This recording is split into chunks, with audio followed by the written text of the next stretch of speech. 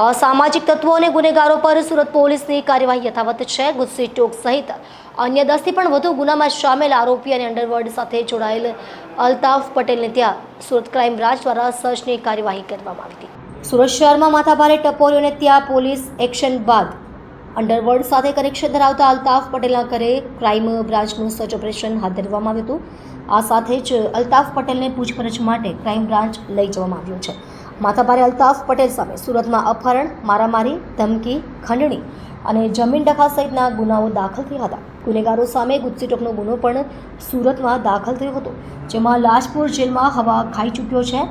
હાલ તે જામીન પર બહાર છે। કરોડોની ખંડણી માટે મુંબઈના વેપારને ધમકી આપી હતી, જેમાં તેના સાગરીતો પકડાયા બાદ બંને સૂત્રધારો અલ્તાફ અને વિપુલ ગાજીપરાના નામો સામે આવ્યા હતા। માથાભારે વિપુલ અલ્તાફની ગેંગમાં 10 સાગરીતો હતા, જેમાં વિપુલ ગાજીપરા, ડેનિશ ઉર્ફે નાનો અને અલ્તાફ પટેલ મુખ્ય સૂત્રધારો હતા। ટોળકી સામે હત્યાની કોશિશ, ખંડણી, મારામારી સહિતના 35 ગંભીર ગુનાઓ નોંધાયેલા છે।